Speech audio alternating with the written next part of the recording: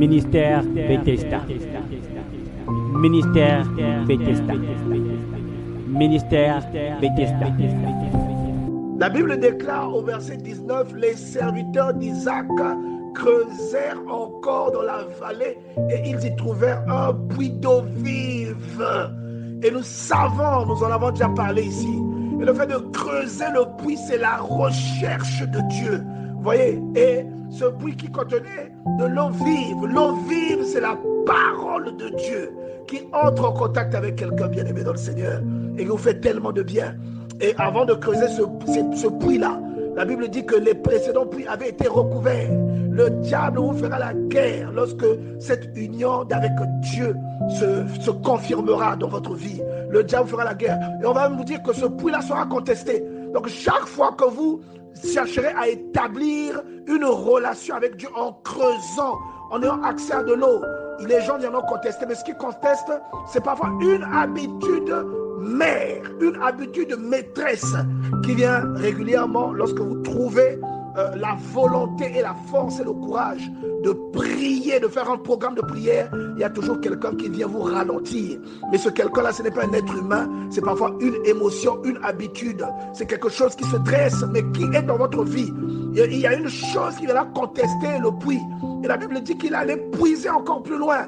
Et c'est là qu'il va creuser un puits à qui il donnera le nom de Rehoboth. Vous voyez, donc vous finirez, lorsque vous avez une communion avec Dieu, et que vous recherchez souvent Dieu, ce qui est illustré ici par le fait de creuser des puits, parce que ce puits-là va servir à abreuver le troupeau. Et nous savons tous que le troupeau-là symbolise tous les dons et toutes les attitudes spirituelles qui ont besoin d'être nourries, afin que le nom de Dieu soit glorifié dans la vie de quelqu'un, afin que ces dons-là ne s'assèchent pas.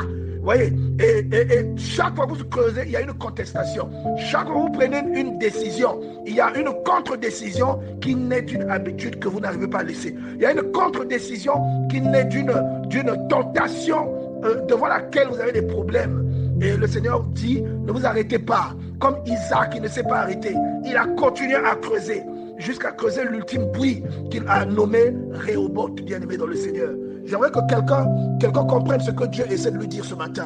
Et beaucoup parmi nous peuvent facilement, en lisant la Bible, se rendre compte qu'il y a des péripéties que les enfants d'Israël ont vécues dans le désert qui n'auraient pas pu intervenir pendant qu'ils étaient esclaves en Égypte. C'est-à-dire, ils étaient esclaves, mais cet état d'esclavage-là était un peu couvert par les choses auxquelles ils avaient accès. En l'occurrence, la nourriture. Ils mangeaient ce qu'ils voulaient. Ils avaient du pâturage pour leurs troupeaux. Il y avait de l'eau. Ils avaient leur famille.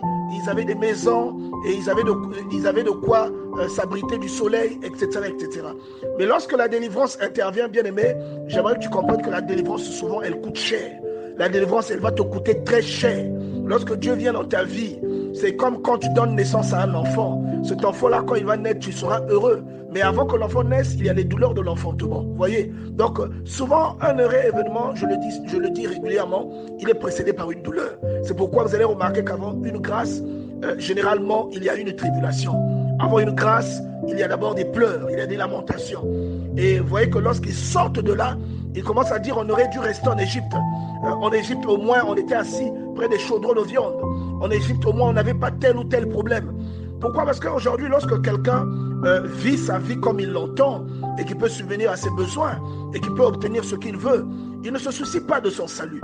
Est-ce que quelqu'un comprend? Vous ne vous souciez pas vraiment de ce qu'il adviendra de vous une fois que vous aurez quitté ce corps. Les gens ne se soucient pas vraiment de ça. Nous sommes souvent embrouillés, nous sommes souvent bernés par les conditions de vie. Vous habitez dans une belle maison, vous vivez dans des bonnes conditions, vous avez une voiture, et cela parfois vient obstruer votre capacité à penser à votre avenir spirituel. Vous vous dites, j'ai des beaux enfants, je suis marié, je voyage, je fais ce que je veux, j'ai un bon travail. Souvent, cela vous empêche de penser à ce qui est bien. Et lorsque vous vous impliquez dans tout ce qui se rapporte au salut, il y a un coup de froid qui vient dans votre vie, ou parfois quand vous n'êtes pas solidement enraciné, vous allez commencer à vous dire j'aurais dû rester de tel côté, vous allez commencer à dire j'aurais dû continuer à sortir avec cet homme parce qu'il payait ma maison, j'aurais dû continuer à tromper ma femme parce qu'au moins avec telle femme j'avais la paix. J'aurais dû continuer à expérimenter telle chose ou à voler au travail. J'aurais pu finir ma maison si je continuais à voler au travail. Vous allez commencer à raisonner parce que lorsque Dieu vient dans votre vie, il y a aussi le diable qui se dresse pour vous attaquer. Et souvent quand le diable se dresse pour vous attaquer, ce que le diable vit, c'est votre foi. Donc vous allez remarquer une série de mots qui vont venir vous assaillir, une série de choses qui viennent et qui vous assaillissent pour freiner l'élan, pour freiner l'ascension que vous êtes en train de connaître parce que vous avez donné votre vie à Dieu. Il y a beaucoup de gens qui ont perdu leur travail parce qu'ils ont décidé de ne plus coucher avec leur patron. Simplement parce qu'ils ont écouté une parole qui les a touchés. Il y a une parole qui vous a touché, qui vous a choqué, et vous avez dit, non, ça je ne le ferai plus. Je ne coucherai plus avec ce monsieur. Et le monsieur n'a pas compris votre réaction et il a décidé d'arrêter votre contrat. Il y a des gens qui n'évoluent plus dans leur travail parce qu'ils ont refusé de se corrompre avec quelqu'un qui leur a fait une proposition indécente. Quelqu'un vous a dit, si tu veux évoluer, couche avec moi. Mais parce que vous craignez Dieu, vous avez dit, je ne le ferai pas. Et ce qui fait que vous avez autour de vous des personnes qui avancent, qui évoluent dans leur travail, mais vous n'évoluez pas. Vous voyez, donc le salut vous coûte quelque chose et le salut souvent, lorsqu'il arrive, tout de suite vous ne voyez pas le bénéfice que ça vous apporte. Vous focalisez seulement sur les manques que cela peut entraîner dans votre vie parce que quand vous allez vers le salut, quand vous engagez sur cette route, le diable aussi va se dresser pour vous décourager. Vous voyez, il y a des personnes par exemple aujourd'hui qui n'ont plus le même niveau de vie parce que ils ne mènent plus ce qu'on appelle il y a une fille qui ne mène plus ce qu'on appelle vulgairement la vie des papas. Il y a une fille qui ne sort plus avec le papa de quelqu'un et qui a décidé de le faire parce qu'elle a connu, elle a rencontré Dieu. Elle a décidé de donner sa vie à Dieu. Mais le fait de ne plus le faire, vous ne mettrez plus les vrais cheveux. Le fait de ne plus le faire, vous ne vous habillerez pas comme vous le voudrez. Peut-être même la voiture que ce monsieur vous a achetée, vous ne pourrez plus l'entretenir. Tôt ou tard, vous serez obligé de la revendre à quelqu'un. Et au départ, souvent ces choses-là sont perçues comme une régression, alors que ces choses-là ne sont qu'une régression ou encore un recul qui vous permet d'avoir un impact beaucoup plus fort. Vous comprenez, bien aimé? La Bible nous démontre que lorsque le chrétien s'engage sur la voie du salut, il y a quasi automatiquement une sécheresse qui entre dans sa vie. La Bible dit dans Genèse chapitre 26 au verset 1, il y eut une famine dans le pays, outre la première famine qui eut lieu du temps d'Abraham, et Isaac alla vers Abimelech, roi des Philistins, à Guérar. Regardez ce que le verset 2 vous dit. Le verset 2 dit, l'Éternel lui apparut et lui dit, ne descends pas en Égypte. Vous voyez, j'aimerais dire à quelqu'un, peut-être qu'aujourd'hui tu es en train de vivre une situation difficile que tu n'arrives pas à gérer. Tu te dis, Seigneur, pourquoi tu m'as laissé entrer dans cette situation? Mais le Seigneur te dit, ne descends pas en Égypte. Ne descends pas en Égypte. Vous voyez, de toute façon, il était étranger. Il était étranger et il est né dans ce pays. Il dit, Dieu lui dit, ne va pas en Égypte. Et l'Égypte, nous savons tous ce que cela signifie. Donc, il y a un moment où vous allez vivre des problèmes, où la sécheresse va arriver. Vous serez tenté d'aller en Égypte parce que là-bas, il y a le Nil. Vous serez tenté d'aller en Égypte parce qu'il y a beaucoup d'opportunités. Et Dieu vous dira, n'allez pas en Égypte. Au verset 3, le Seigneur lui dit, séjourne dans ce pays-ci. Je serai avec toi. Les pays tels qu'évoqués dans la Bible, ce sont des pays, c'est vraiment les pays dont il est question, les pays mentionnés. Mais il y a aussi des enseignements que Dieu donne au travers de ces détails. Et ces enseignements-là veulent parfois que, lorsqu'on vous cite un pays, généralement, il s'agit d'un état d'esprit. Il s'agit d'un état d'esprit qui peut être propice ou non. Et quand il dit séjourne dans ce pays-ci, c'est comme si Dieu te demande de demeurer dans l'état d'esprit dans lequel tu te trouves, l'état d'esprit dans lequel tu fais chemin avec lui. Et il dit, je te bénirai. Il y a des états d'esprit dans lesquels Dieu ne vous accompagnera pas. Il ne sera pas avec vous. Il y a des décisions que vous pourrez prendre dans votre cœur que Dieu n'accompagnera pas. Mais il y a des résolutions que vous prendrez. Dieu vous orientera vers ces résolutions-là et Dieu se glorifiera parce qu'il vous soutiendra pendant tout le temps que vous passerez dans ce pays où vous êtes étranger. Il vous soutiendra et il vous dit, restez là. Il sait quelle est l'émotion favorable? Quel est l'état d'esprit favorable à votre éclosion? Il vous dit, n'allez pas dans telle direction. Quand il dit ne descends pas en Égypte, c'est comme il y a des gens qui sont tentés parfois de se corrompre pour pouvoir obtenir ce qu'ils veulent. Voilà, tu n'arrives pas à trouver du travail, mais quelqu'un te dit qu'il faut que tu couches avec moi. Et on voit ça beaucoup dans le monde du cinéma.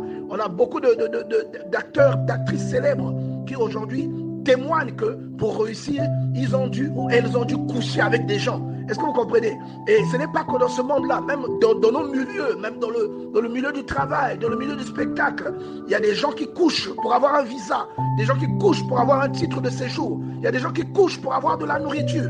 Et chaque fois que vous faites ça, en fait, c'est une descente que vous faites en Égypte. Et c'est donc par conséquent un mouvement dans lequel Dieu ne vous bénira pas, un mouvement qui vous séparera de Dieu, une décision que Dieu ne supporte, que Dieu ne soutiendra pas. Vous voyez, il dit ne descends pas en Égypte. On est en train de te dire que malgré le fait qu'il y a une sécheresse et que tu remarques cette sécheresse, mais Dieu te dit ne descends pas, ne va pas commettre un péché. Ne va pas descendre au-delà, en dessous de tes standards. Ne descends pas en dessous de ce que en dessous de tes convictions, de ce que tu crois, en dessous de ce que moi, le Seigneur, je t'ai dit. Demeure dans la posture dans laquelle tu te trouves, la posture que je t'ai indiquée, parce que je te bénirai dans cette posture-là. Donc, verset 3, séjourne dans ce pays-ci, je serai avec toi, je te bénirai, car je donnerai toutes ces contrées à toi et à ta postérité. Vous voyez que les contrées, les pays, ce sont donc les différentes émotions, ou encore les différentes possibilités, les différentes opportunités, les différents niveaux auxquels les gens ont besoin d'accéder. Et Dieu dit que ces choses-là t'appartiendront. Ne te corromps pas, ne descends pas faire ce qui n'est pas normal devant Dieu. Bien-aimés, vos habitudes contesteront chaque fois que vous chercherez Dieu et que vous trouverez sa grâce. Genèse chapitre 26, verset 20. Les bergers de Guérar querellèrent les bergers d'Isaac en disant l'eau est à nous. Et il donna au puits le nom d'Ézek parce qu'il s'était disputé avec lui. Vos habitudes contesteront chaque fois que vous vous tournerez vers Dieu et que vous aurez gain de cause. Une habitude se dressera pour vous ralentir. Mais pour autant, ne vous fatiguez pas. Genèse chapitre 26, verset 22. Il se transporta de là et creusa un autre puits. Il se transporta de là. Chaque localité est un état d'esprit. Chaque localité est un état d'esprit que vous connaissez, que vous expérimentez, que vous traverserez. Vous voyez, chaque localité mentionnée est un état d'esprit. Vous priez, une habitude vous combat, sortez de cet état d'esprit. Allez beaucoup plus haut. Et la Bible dit, il se transporta de là et creusa un puits pour lequel on ne chercha pas de querelle. Et il l'appela Rehoboth, car il dit, Dieu nous a maintenant mis au large, c'est-à-dire le Seigneur nous a permis maintenant d'avancer. Il dit, et nous prospérons dans le pays. Vous voyez, ne baissez pas les bras chaque fois que vos efforts dans la prière sont combattus. Ne partez pas en Égypte chaque fois que vous remarquez une sécheresse dans votre vie. Bien-aimés, comprenez bien le message que Dieu est en train de donner à quelqu'un ici. Comprenez bien que le Seigneur envoie son serviteur le plus fidèle vous convaincre et vous fusionner avec lui, vous réconcilier avec lui. Mais que chemin faisant, vous connaîtrez la stérilité. Chemin faisant, vous connaîtrez la sécheresse. Mais Dieu vous dit attention, ne descendez pas en Égypte. Ne partez pas séjourner en Égypte. Allez dans le pays que Dieu vous indique. C'est ce que le Seigneur dit. Genèse chapitre 26, verset 2. L'Éternel lui apparut et dit, ne descends pas en Égypte. Demeure dans le pays que je te dirai. Séjourne dans ce pays-ci. Je serai avec toi et je te bénirai car je donnerai toutes ces contrées à toi et à ta postérité. Vous voyez, non? Et il dit que je tiendrai cette promesse parce que Abraham a obéi à ma voix. L'obéissance à Dieu entraîne la bénédiction. Et votre obéissance à vous bénira même vos enfants et même vos petits-enfants bien-aimés. Et l'une des grandes leçons de cette écriture, c'est que l'obéissance à Dieu emmène la bénédiction, bien-aimés. L'obéissance à Dieu va vous élever au-dessus des personnes qui vous ont précédé. Quand Isaac est arrivé à Guérar, il y a des gens qui l'ont précédé là-bas. Il y a trouvé des gens. Vous voyez? Mais la Bible dit qu'Isaac est devenu beaucoup plus puissant que ces gens-là. Il est devenu même beaucoup plus puissant qu'Abimelech.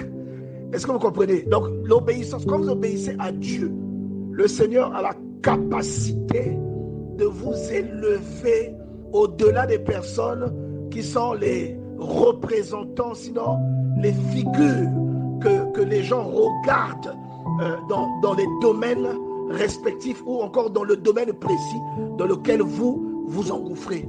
Le Seigneur vous raconte ici comment Isaac a semé. La Bible dit dans Genèse chapitre 26 verset 12, Isaac sema dans ce pays. Voyez, non? Et il recueillit cette année-là le centuple, pardon. Il recueillit cette année-là le centuple, car l'Éternel le bénit. Lorsque Dieu bénit quelqu'un, il n'y a plus rien qui peut l'arrêter, il n'y a plus rien qui peut freiner, parce que tout le monde que vous voyez, sur toutes ces choses que vous voyez, sont la propriété de Dieu. Tout ce qui existe a été fait par Dieu. Et lorsque Dieu veut bénir quelqu'un, il n'y a aucune limite qui peut se dresser devant cette personne-là. C'est là que vous voyez quelqu'un qui avait la stérilité dans sa vie, qui a vécu aussi la famine, la sécheresse qui l'a poussé à aller dans le pays des Philistins, à Guérard. Vous voyez que ce même monsieur-là, la Bible dit qu'il est devenu encore beaucoup plus riche que même les gens qui étaient puissants dans ce pays-là. Et il va devenir tellement riche que les gens là vont lui dire « Non, tu es plus puissant que nous, il faut que tu partes. » Et c'est là qu'il va se mettre à creuser des citernes. Parce que la Bible dit que les citernes que son père avait creusées avaient été recouvertes, bien aimés dans le Seigneur.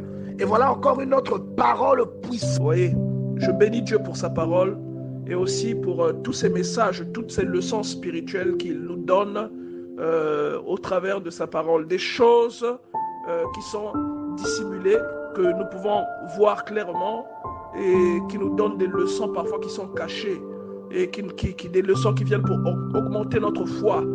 Et je prie par exemple pour que cette parole-là que nous partageons constamment, qu'elle puisse avoir le même effet dans la vie de quelqu'un que Eliezer de Damas eut sur Rebecca. Vous savez très bien que dans le livre de Genèse au chapitre 24, le Seigneur, plutôt Abraham, envoie son serviteur le plus fidèle. La Bible dit son serviteur le plus fidèle. Il l'a envoyé aller prendre une femme pour son fils. Et nous savons tous que ce soit Abraham, que ce soit Isaac, ou que ce soit le serviteur Eliezer, tous les deux représentent une seule entité. Tous les deux représentent une seule personne. Et en l'occurrence, Eliezer qui va jusque là où se trouve Rebecca est le symbole de la parole de Dieu. Cette parole-là qui vient jusqu'à nous, qui nous touche, qui nous convainc et qui nous emmène là où se trouve le Christ, qui nous emmène là où se trouve le Seigneur, qui nous emmène émotionnellement ici. C'est peut-être un voyage physique, un voyage qui s'est réellement produit. Mais quant à la parole, le rôle que la parole joue, souvent c'est un voyage émotionnel, c'est un déplacement émotionnel. Et cette parole-là arrive à nous fusionner, c'est-à-dire qu'elle arrive à nous réconcilier avec Dieu. Vous voyez, tout comme aujourd'hui, nous lisons ici dans Genèse chapitre 24, que Eliezer est parti dans le pays où il devait prendre cette femme-là. Et après avoir convaincu tous ceux qui étaient autour d'elle, d'avoir donné des présents, il a pris la femme, il l'a ramenée dans le pays où habitait son maître. Il l'a ramenée là. Et la femme est devenue une seule personne avec son maître.